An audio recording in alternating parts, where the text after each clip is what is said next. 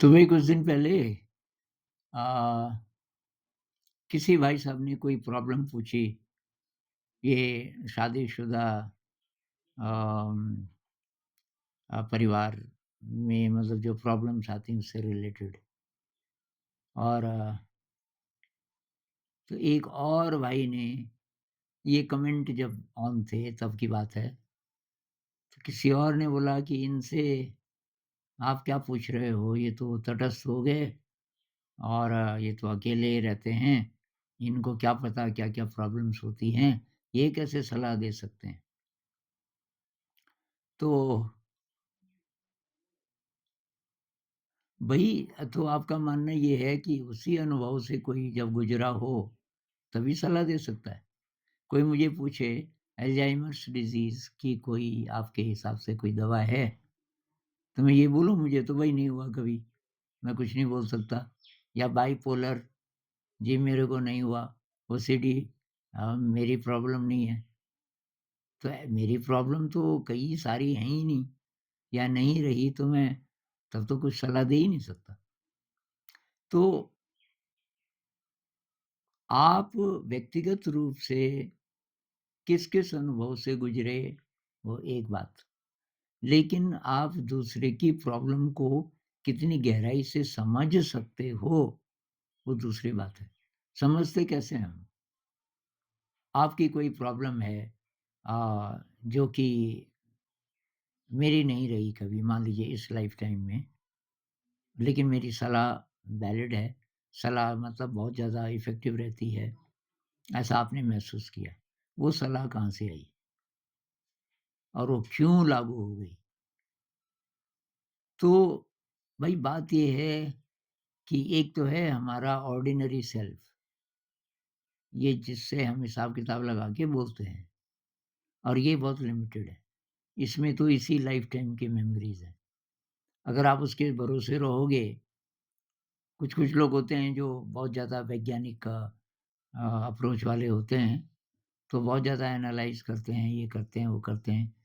ज़रा-सा भी कुछ नया है तो बोलने से कतराते हैं, पता नहीं ये सही है कि नहीं है। एक तो वो अप्रोच है, तो वो तो आपके कॉन्शियस माइंड की अप्रोच है। कॉन्शियस माइंड का किसी का भी, वो कितना ही बड़ा साधु संत हो, अगर उसकी पहुँच केवल कॉन्शियस माइंड तक है, तो वो बहुत लिमिटेड होगा। लेकिन साधु संत हम बोल रहे हैं, तो उसकी पहुँच एक्चुअली उसके बियॉन्ड होती है। तो आपका जो हायर सेल्फ है, उसके पास जन्म-जन्म का अनुभव है, कई लाइफ़ टाइम्स का अनुभव है। अगर आप लाइफ़ टाइम नहीं भी मानते, तो ह्यूमैनिटी का जिसको कलेक्टिव कॉन्शियसनेस युंग बोलते हैं, वो भी लगभग वही चीज़ है। कलेक्टिव कॉन्शियसनेस का मतलब है कि मनुष्य की चेतना, जितने लोग आज तक हुए, उन सब की चेतना, उन सब के एक्सपीरियंसेस का कोई फ़ील्ड है। कुछ-कुछ ऐसा रिपर्ट शेल्ड्रिक भी बोलते हैं, मॉर्फोजेनेटिक फ़ील्ड। और ये अध्यात्म में इसको बुद्धा फ़ील्ड कह सकते हैं। बुद्ध चेतनाएँ, कि जितने हुए हैं अभी तक, उन सब की चेतना है। वही उसी बेसिस पे तो हम बोलते हैं ना, जितने अवतार हुए, वो अभी भी हैं। तो वो किस रूप में हैं? वो बुद्ध हैं, कृष्ण हैं, अभी भी हैं। तो वो तो मर गए थे, उनका शरीर तो मर गया था। तो उनकी जो चेतना है, वो है। अ, अब उसको एक्सेस करने के लिए आपकी ये ट्रेनिंग होनी चाहिए कि कॉन्शियस माइंड के बियॉन्ड आप जा सको। तो ध्यान का थोड़ा ज़्यादा अभ्यास जब-जब हम करते हैं, तो हम वो जो हायर सेल्फ बोलो, या कलेक्टिव कॉन्शियसनेस बोलो, या ब्रह्म बोलो, या कुछ भी बोलो, तो उसके उससे हमारा संपर्क हो जाता है। और उस टाइम बोलते समय वो गाइडेंस ऐसे ढंग से आती है, आपको पता नहीं चलता कि ये किसी डेप्थ से आ रही है। आपको वो चीज़ बिल्कुल अपनी लगती है। और लेकिन उसमें आंसर होता है। यही बात जब नई डिस्कवरी या नई इन्वेंशन होती है साइंस में, आइंस्टाइन ने जब बोला होगा E=mc² या रामानुजन जी ने पता नहीं कितने-कितने थ्योरम्स, अनपढ़ आदमी है, उसको किसी ने थोड़ी पढ़ाया मैथ, खुद ही। तो वो कहाँ से आता है? तो कोई कहते हैं कि रामानुजन कहते हैं कि वो देवी, कोई देवी थी, नामागिरी देवी बताती थी उनको। आइंस्टाइन कहते हैं कि अ, मैं वहाँ प्रेज़ेंट नहीं होता। जब वो चीज़ें आती हैं, वो शब्द में नहीं आती, चित्र में नहीं आती और ऐसा लगता है कि मेरा तो इसमें कुछ लेना-देना नहीं। और मैं पकड़ने की कोशिश करता हूँ, जैसे ही पूरे होश में आता हूँ, तो मैं पूँछ पकड़ पाता हूँ बस, मेन चीज़ तो चली गई, पता नहीं क्या-क्या था। तो बात ये भी वही है कि कोई एक्सपीरियंस हुआ बहुत विराट, लेकिन जो कॉन्शियस माइंड है, उस समय तो पूरा उसको पता था, लेकिन बाद-बाद में अब कॉन्शियस माइंड ठीक से याद नहीं कर पा रहा क्या-क्या था।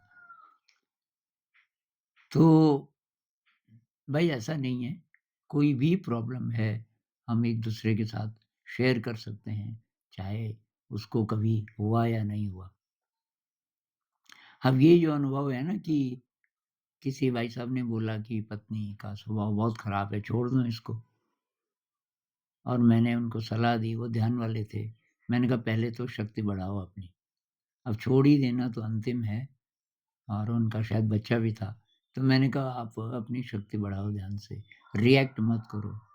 अ, उसको छोटे बच्चे की तरह ट्रीट करो, पत्नी को, वो कुछ भी बोलती रहेगी कोई बात नहीं। और मैंने वो कहानी सुनाई थी ज़ेनसिफी वाली, सोक्रेटिस की, कि ज़ेनसिफी का मिज़ाज तो बहुत ही ख़राब था। तो ये जो भाई साहब हैं, इन्होंने बोला 1 साल हो गया, 1 साल बाद इस बीच मैंने वही किया, अपनी शक्ति बढ़ाई बहुत ज़्यादा और अभी अभी हमारा संबंध कुछ ठीक-ठीक हो गया। और बहुत खुश हो रहा था। तो मैंने उसको बोला कि अब आप उसकी पसंद की चीज़ें करो, अब वो एक्सेप्ट कर लेगी। उसको कौन-सी अ, साड़ी अच्छी लगती है, कौन-सा खाना अच्छा लगता है इत्यादि। तो ख़ैर मैं मुख्य बात तो ये कह रहा था कि कोई भी प्रॉब्लम हो, हम उसको शेयर कर सकते हैं और सही आंसर आ सकता है, चाहे दूसरे व्यक्ति को। तो ये जो है ज़ांथीपी वाला ये तो ये मेरा व्यक्तिगत अनुभव थोड़ी है। लेकिन भई दूसरे लोगों का अनुभव है, उस उनसे भी तो हम सीखते हैं और उनसे नहीं सीखते हम। तो और किसी न किसी लेवल पे आपका भी अनुभव होता है वो, छोटा ही सही। जैसे ओसीडी है, तो किसी न किसी लेवल पे आपका भी होगा। उदाहरण के लिए अ, आपका कमरा ऐसा है कि खिड़की अंदर से अगर खुली है, अ, मतलब अ, उसकी कुंडी नहीं लगी और सरिया नहीं है खिड़की पे, तो कोई अंदर आ सकता है धक्का लगा के रात को। अब बगल में चोरी हुई थी, चोर आए थे, उनका भी घर ऐसे ही था। सरिया नहीं था, खिड़की वो ठीक अंदर से बंद नहीं थी। अब आप थोड़ा-सा नर्वस हो, कि अब जो लोग जो ज़्यादा एंग्ज़ायटी होती है ना, तो उनको ज़्यादा होता है। अब आप कह रहे हो अपने बड़े बेटे को, "बेटा जा ज़रा चेक कर, वो सब बंद हैं।" "ओके पापा, मैंने अभी चेक किया।" "आपने बोला था 10 मिनट पहले।" मैंने सब किया, "नहीं बेटा, कभी खुला रह सकता है।" अब साहब बेटे ने दोबारा चेक किया, "नहीं पापा सब ठीक है।" "अच्छा कि ठीक तो सो जा।" अब आप चेक कर रहे हो फिर फाइनली कि कहीं ऐसे तो नहीं कि तो ये कब होता है? ये भी एक प्रकार का ओसीडी है। भई ये आप विश्वास क्यों नहीं कर रहे? तो फिर आप ही ने भी पहले एक बार बंद किया था, ठीक-ठाक, फिर आप चेक कर रहे हो। तो ये एक प्रकार का ओसीडी का बिगिनिंग है। अब ये इतना तो कोई प्रॉब्लम है नहीं। इसका इसको मल्टीप्लाई कर दो आप, कई गुना कर दो कि भाई कोई अब दिन भर यही करता रहता है। बार-बार गैस को चेक करता है, खुली तो नहीं है। अ, बार-बार ऐसी-ऐसी चीज़ें देखता रहता है। तो जितनी भी प्रॉब्लम्स हैं मनुष्य जाति की, मेरे ख़्याल से वो सारे आपके अनुभव हैं, किसी न किसी लाइफ़टाइम के। मैं तो मानता हूँ भई लाइफ़टाइम लाइफ टाइम के हिसाब से बोलो या डीएनए के हिसाब से बोलो या कलेक्टिव अनकॉन्शियस के हिसाब से बोलो, लेकिन या फ़ील्ड ये जो मॉर्फोजेनेटिक फ़ील्ड है, इसके हिसाब से बोलो। इंसान अगर अपनी अ, कॉन्शियस माइंड के बियॉन्ड जा सके, कुछ-कुछ देर के लिए ही सही, उसकी अगर ऐसी प्रैक्टिस हो जैसे ध्यान में होता है, तो ये आंसर्स आएँगे, उसको पता नहीं चलेगा ये कहाँ से आ रहे हैं, लेकिन वो एकदम सही आंसर्स हो सकते हैं। तो ये मैं शेयर करना चाहता था कि जब भी आप कुछ नया ट्राई करते हो ना, इसलिए मत डर जाओ कि पहले तो कभी किया ही नहीं। अरे पहले नहीं किया, अगर यही सोचता इंसान तो गुफ़ा में ही रहता। भई कोई गुफ़ा में रह रहा है, अब गुफ़ाएँ कम पड़ गई। अब कोई बोलता है यार हम खुद भी बना सकते हैं क्या गुफ़ा? वो दूसरा कह रहा है कभी तो बनाई नहीं। अरे कभी क्यों बनानी थी? ज़रूरत तो अब पड़ रही है। तो यही हुआ होगा, उन्होंने गुफ़ा बनानी शुरू की होगी। फिर उसमें कोई शॉर्टकट निकले होंगे। पहले गुफ़ा में बहुत भयंकर पत्थर, साइड में और ऊपर कोई चट्टान ऐसा रहा होगा। बाद-बाद में उन्होंने सोचा इतने भयंकर पत्थरों की ज़रूरत नहीं है। कोई पतली-सी दीवार 1 डेढ़ फुट की, 2 फुट की उससे भी चल जाएगा। और फिर छत के लिए क्या मटेरियल हो, कवर हो जाए, फिर दरवाज़ा बंद हो जाए। धीरे-धीरे करके इवॉल्व हुआ होगा। तो कोई भी टेक्नोलॉजी हो, धनुष बाण कैसे आया? भई यही लॉजिक हमारा होता कि जो आज तक आपने किया ही नहीं, तो अब भी कैसे करोगे? जिस इंसान के दिमाग में पहली बार ये बात आई होगी, तो कहते हैं कि ये धनुष बाण कैसे बना? और जब धनुष बाण बना, उसी समय स्पीच आई, इंसान ने बोलना सीखा। तो बोलने के लिए जो दिमाग में नए न्यूरल नेटवर्क्स चाहिए थे, बहुत-बहुत कॉम्प्लिकेटेड, वो नहीं थे और वही चाहिए थे शायद इस नई टेक्नोलॉजी के लिए भी। तो उससे पहले कि भाला था, भाला कोई पतला डंडा और उसकी नोक, जब मेटल का पता चला होगा तो नोक पे थोड़ा-सा मेटल लगाया होगा। आग का पता चल चुका था तब तक, तो आग से पिघला के कुछ लोहे का टुकड़ा। लेकिन समस्या ये है कि अगर तो बहुत सारे हिरण हैं और आपने एक को मारने की कोशिश की, तो किसी न किसी पे लग ही जाएगा, बहुत सारे हैं। अब हिरण कम हो गए धीरे-धीरे, हिरणों को पता चल गया कि अभी इस इलाके में नहीं रहना, हिरण कहीं-कहीं जाने लग गए, तो धीरे-धीरे उनकी पॉपुलेशन कम हो गई। और वो तेज़ भागने लगे और ऐसे ढंग से ऐसे-ऐसे रास्तों से भागने लगे कि आपके लिए और मुश्किल हो गई। अब निशाना आपका कितना भी सही हो, इतना भारी भाला है पहले तो पीछे ले जाओगे, कुछ हिरण पहले ही देख लेते थे कि ये अब आने वाला है कुछ अ अ, मृत्यु आने वाली। अब आपने फेंका, तो भारी है तो उसको टाइम ज़्यादा लगेगा वहाँ तक पहुँचने में। तो जिसके दिमाग में ये आया होगा कि हल्का भाला होना चाहिए और उसको हाथ से फिर फेंका नहीं जा सकता। फेंकने के लिए कोई यंत्र होना चाहिए और उसने अब कोई उसको बोले भई आज तक जो नहीं हुआ, अब कैसे होगा? अरे भई आज तक नहीं हुआ, उसी को तो नया बोलते हैं। हम बोलते हैं नई टेक्नोलॉजी आज तक नहीं थी भाई। आज से 50 साल पहले कोई बोलता, भई यहाँ से अमेरिका चिट्ठी कितने दिन में जाती है? और उसका जवाब कि भई 1 महीना लग जाता है। यार फ़ास्टेस्ट क्या हो सकता है? मान लीजिए कि ऐसे वैज्ञानिक बैठे हैं और किसी देश ने वो हायर किए हैं कि भई हमें ये ज़रूरत है कि फ़ास्टेस्ट, तो वो क्या सोचेंगे? वो एरोप्लेन के बारे में सोचेंगे। फ़ास्टेस्ट इंजन कैसे हम बनाएँ कि यहाँ से जाए एरोप्लेन। मान लीजिए कोई बोले कि भई 12 घंटे हो सकता है, ऐसा इंजन बन सकता है 12 घंटे और फिर 12 घंटे, 24 घंटे मिनिमम लगेंगे। और तब तक एक नया साइंटिस्ट आता है जो इनकी बात दूर से सुन रहा है। इसको इनवाइट नहीं किया गया था क्योंकि ये ज़रा ऊट-पटांग आदमी था।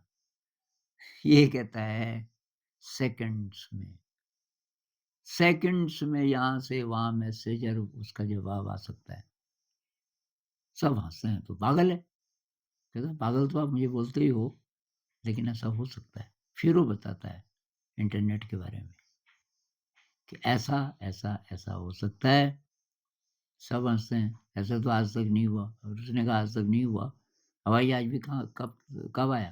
पहले थोड़ी था हमेशा से। भई सब पिछले 300-400 सालों में कितनी नई चीज़ें आ गई।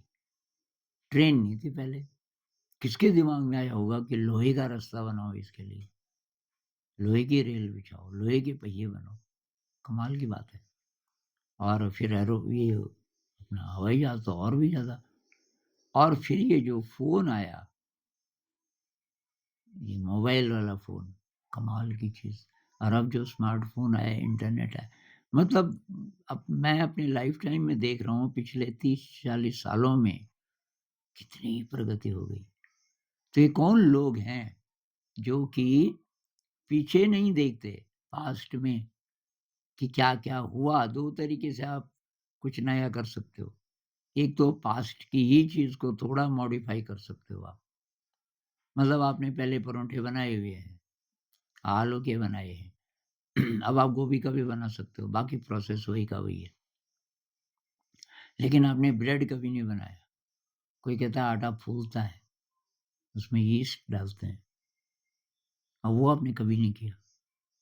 तो आप ये बोलोगे कि कभी नहीं किया तो अब भी नहीं हो सकता। नया-नया हम ट्राई करते हैं भई। तो वही बात हर चीज़ की है, टेक्नोलॉजी की, कोई नई समस्या है, कोई नया रिलेशनशिप है, हर चीज़ में कोई नया अ, नई औषधि है। प्रयोग करके देखते हैं ना, एक्सपेरिमेंट कर के अ, तब वो निकलता है। और दूसरी बात, हमारे दिमाग में केवल इसी जन्म की यादें नहीं है, बल्कि एक विराट अनंत महासागर है एक्सपीरियंसेस का, जो कि है पूरे ब्रह्मांड में फैला हुआ, उसको हम एक्सेस कर सकते हैं। नमस्कार।